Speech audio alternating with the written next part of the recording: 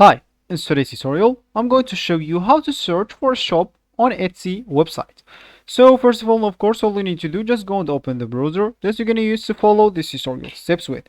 So of course, here in my case, I'm actually using Brave, but of course, in your case, you can use any other browser, could be possibly working for you.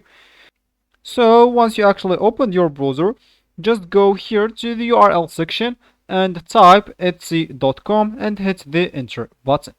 That will take you into this page. If you are logged in into your account, you'll find a welcome back sentence with your name, of course, here at the middle upper side.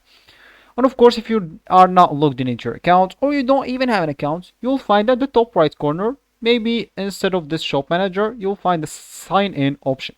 If you click on it, you'll be able to log in into your account or to create your account if you don't have one.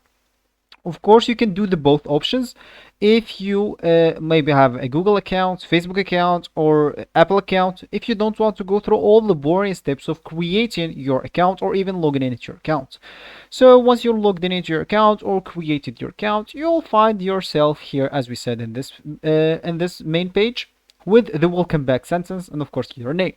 So of course, if you want to search for the shop or a shop maybe that you think it might sell its items here, you can use the search bar at the top of Etsy. So just go here. As you can see, Etsy, we have here search for anything. So just go and click on that. And of course, if you know the name of the shop, enter the exact shop name in the search bar. You will be brought directly to the shop. If you know the shop owner's name, you can even search for them by using people search. So of course, maybe I don't know shop names, but you can just type maybe hand maker, something like that.